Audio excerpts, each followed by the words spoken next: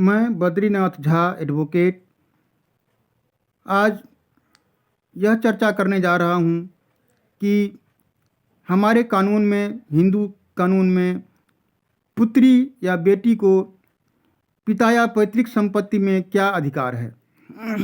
इस बारे में बराबर भ्रांति रही है कि पुत्री के बारे में क्या अधिकार दिया गया है या कुछ अधिकार है भी या नहीं।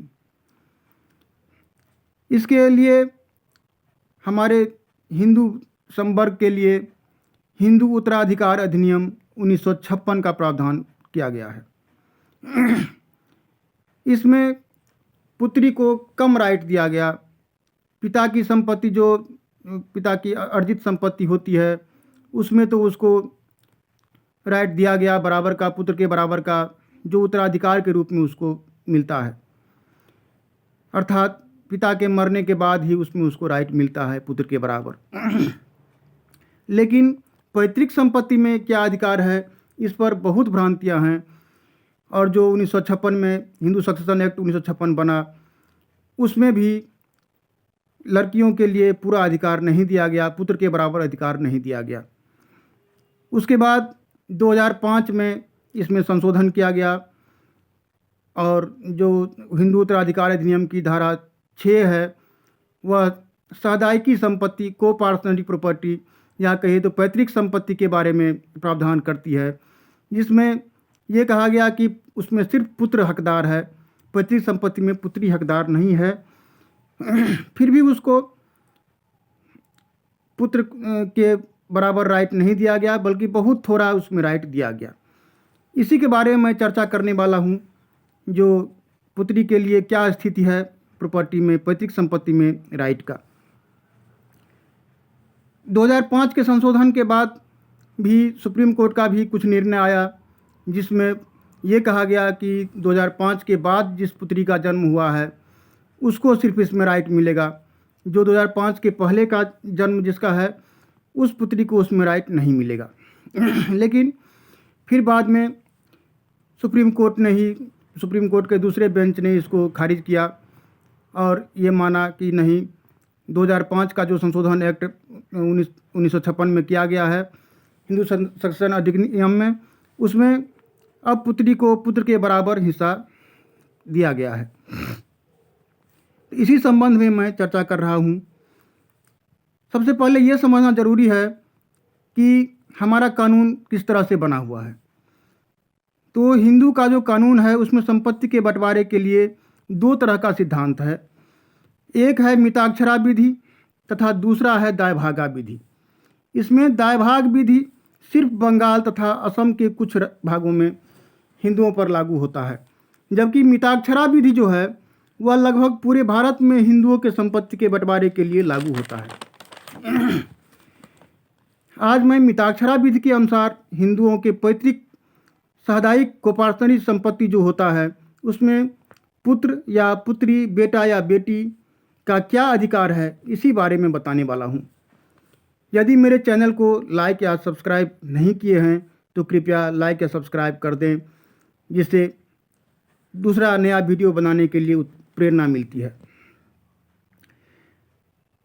मिताक्षरा विधि याज्ञवल्क्य ऋषि के सिद्धांत पर आधारित है, जिसमें पैतृक संपत्ति के सिर्फ पुरुष सदस्य के बीच में उत्तरजीविता, सर्वाइवरशिप के आधार पर बंटवारा करने की व्यवस्था है, जिसमें कोई व्यक्ति अपने से 3 पीढ़ी ऊपर तक के संपत्ति में अधिकार प्राप्त करने का हकदार है। यदि वह 3 पीढ़ी के ऊपर के संपत्ति में अधिकार चाहता है तो उसे नहीं मिलेगा। हिंदुओं में संपत्ति बंटवारा के लिए हिंदू सक्सेशन एक्ट 1956 17 जून 1956 को लागू किया गया, जिसमें पिता के स्व अर्जित संपत्ति में पुत्र पुत्री को बराबर का हिस्सेदार उत्तराधिकारी के रूप में बनाया गया। अर्थात पिता के निर्वसियत का यह अर्थ होता है कि जो बिना वसीयत लिखे मर जाते हैं, पिता की संपत्ति में बेटा बेटी को बराबर अधिकार दिया गया है। यदि वह निर्वसियत मरते हैं तो, यदि वह वसीयत लिख के जाते हैं तो फिर पुत्री को कोई राइट नहीं मिलेगा, या जिसको नहीं लिख के जाएंगे उसको राइट नहीं मिलेगा। लेकिन जब संपत्ति संयुक्त परिवार का है या पैतृक संपत्ति है, तब उसमें हिंदू उत्तराधिकार अधिनियम की धारा 6 में यह प्रावधान किया गया कि सामुदायिक संपत्ति अर्थात कोपार्सनरी हिंदू उत्तराधिकार अधिनियम के अनुसार नहीं बांटी जाएगी, बल्कि इस पर सर्वाइवरशिप उत्तरजीविता का नियम लागू होगा, जिसमें बेटी को बहुत ही कम अधिकार दिया गया, पुत्र को बहुत अधिक भाग का अधिकार दिया गया। अर्थात इसके तहत पुत्र पिता के साथ बराबर हिस्सेदार बना, जबकि पुत्री सिर्फ पिता के हिस्से में बेटे के साथ बराबर का हक पिता के मरने के बाद ले सकती थी। इस कारण बेटी को या बहन को कुछ लोग उचित सम्मान भी नहीं देते थे तथा माता पिता के धनी रहने पर भी बेटी को लोग गरीब घर में शादी कर दिया करते थे तथा इसके बाद भी कोई सहायता नहीं करते थे। इन्हीं विसंगतियों को या असमानताओं को दूर करने के लिए सरकार ने बहुत ही सराहनीय कदम 2005 ईस्वी में उठाया तथा Hindu succession act amendment act 2005 लाकर धारा 6 में संशोधन कर बेटी को भी कोपार्टनर अर्थात दायाद बना दिया तथा बेटे के बराबर बेटी को भी पैतृक संपत्ति में बराबर का हिस्सेदार बना दिया है। अब धारा 6 क्या कहता है ये देखने की चीज़ है।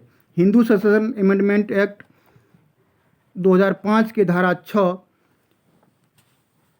वह कहता है, on and from the commencement of the Hindu succession amendment act 2005 in any joint Hindu family govern by the Mitakshara law the daughter of A co-partner shall by birth become a co-partner in her own right in the same manner as the son। B में कहता है, have the same right in the co-partnership property as she would have had if she had been a son। और सी में कहता है, be subject to the same liability in respect of the said co-partnership property as that of a son। ये 3 बात इसमें कहा गया जो बहुत ही महत्वपूर्ण है और जो बेटी को बेटा के बराबर बना दिया। इसमें यह कहा गया कि हिंदू उत्तराधिकार संशोधन अधिनियम 2005 के प्रारंभ से या प्रारंभ पर मिताक्षरा विधि द्वारा शासित संयुक्त हिंदू परिवार में सहदाई की पुत्री अर्थात जो को पार्टनर है उसकी पुत्री पुत्र की तरह उसी रीति में जन्म से उसके अपने अधिकार में सहदायिक होगी। अर्थात उसको जन्मसिद्ध अधिकार, जैसे बेटे को जन्मसिद्ध अधिकार होता है पिता की प्रॉपर्टी में पैतृक संपत्ति में पहले से था, वैसे ही अब पुत्री को भी पैतृक संपत्ति में दायाद बना दिया गया, सहदायिक बना दिया गया, को-पार्टनर के रूप में उसको स्थान दिया गया है। बेटी को सहदायिकी की अर्थात पैतृक संपत्ति में बेटी वह अधिकार रखेगी जैसा वह बेटा रहती तो होती, या तथा पुत्री का दायित्व भी पिता के जो संपत्ति है जिसमें वो उत्तराधिकारी होती है या उसमें वो कोई धन प्राप्त करती है, तो वह लायबिलिटी जो पुत्र का लायबिलिटी होता है, जो दायित्व होता है, उसके साथ वह उसको लेगी।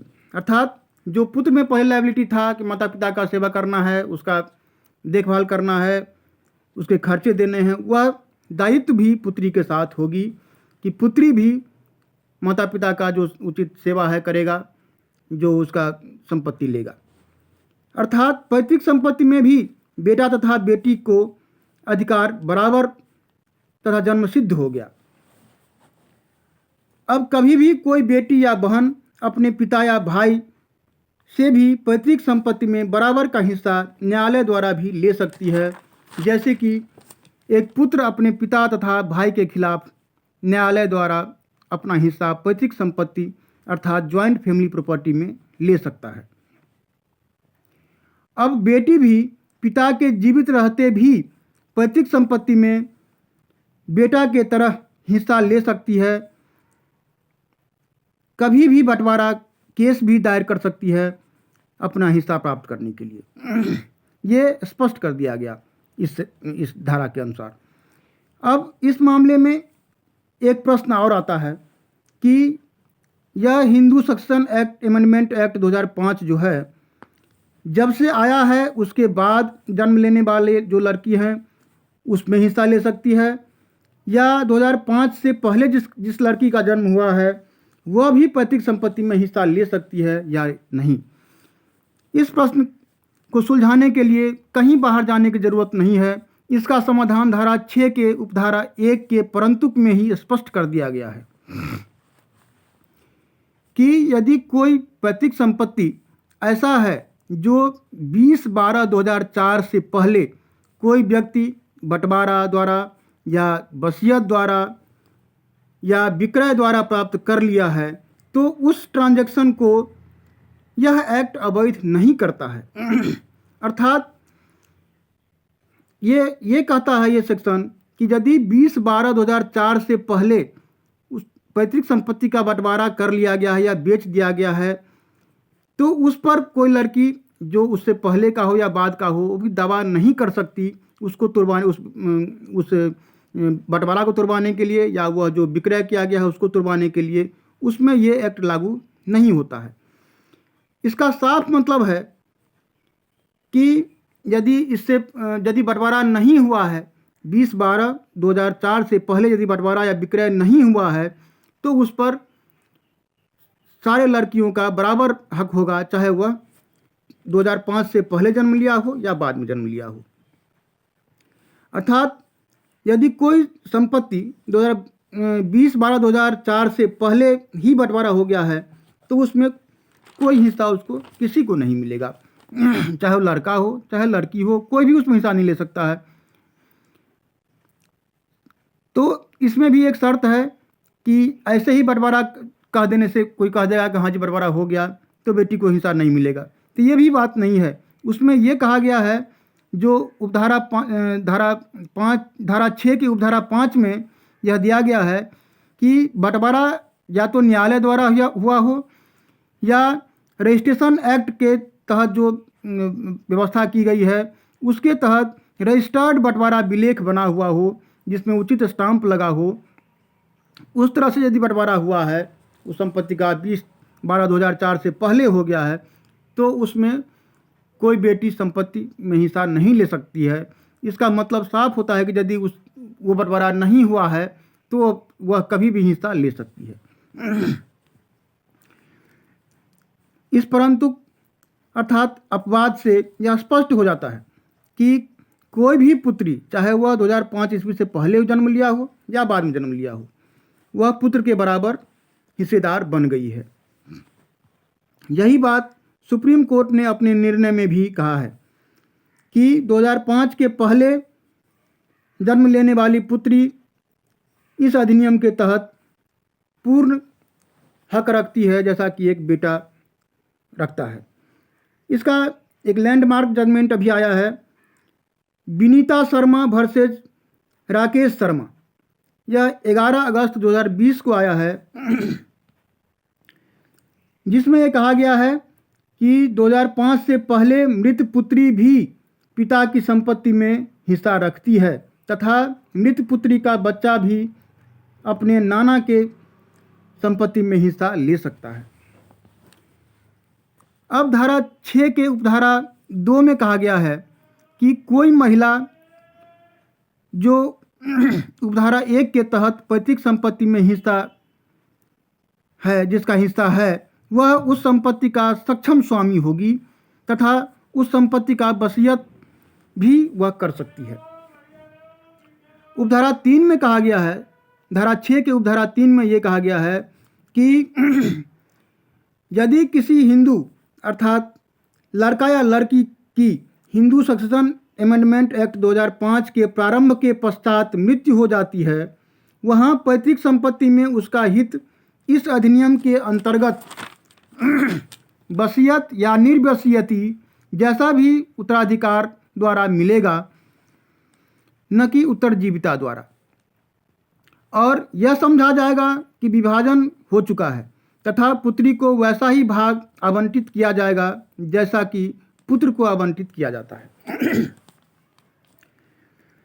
धारा 6 के उपधारा 4 में यह कहा गया है कि इस संशोधन अधिनियम 2005 के प्रारंभ के बाद पिता, दादा, परदादा द्वारा लिया गया कोई ऋण के बकाया की वसूली का आदेश कोई न्यायालय पुत्र, पौत्र या प्रपौत्र के विरुद्ध नहीं देगा।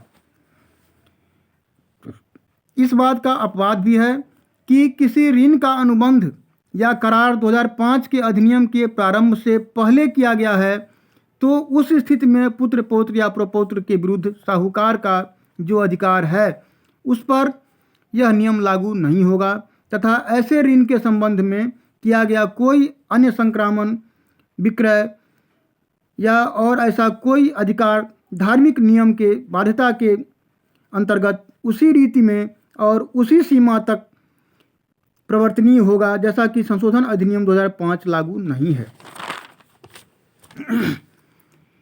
अब इसमें एक बात बहुत ही महत्वपूर्ण है कि कोई व्यक्ति अपनी कमाई से अर्जित संपत्ति पर अपने विचार से पूरे अधिकार का प्रयोग कर सकता है। उस पर कोई अड़चन नहीं लगा सकता, न बेटा, न बेटी, न पत्नी या कोई अन्य व्यक्ति। वह जिसको चाहे उसे उस संपत्ति को बेच सकता है या वसीयत कर सकता है। लेकिन यदि यह बिना वसीयत लिखे मर जाता है वह व्यक्ति जो उसका अर्जित संपत्ति है और उसके बारे में कोई मृत्यु के बाद कैसे उसका बयान होगा इसके बारे में कोई प्रावधान वसीयत द्वारा नहीं करता है, तब उसके सारे उत्तराधिकारी जो क्लास 1 के अंतर्गत आते हैं जैसे बेटा, बेटी, पत्नी, माता आदि सब बराबर के हकदार होता है। इस तरह ये देखा गया है कि हिंदू सक्सेशन एक्ट 2005 के तहत जो पुत्र को अधिकार मिला था पहले वही पुत्री को भी अधिकार दे दिया गया है। पुत्र पुत्री के अधिकार में अब कोई अंतर नहीं रखा गया है और इसकी सुप्रीम कोर्ट भी पुष्टि कर दी है। जानकारी अच्छी लगे तो लाइक और सब्सक्राइब जरूर कीजिएगा। धन्यवाद।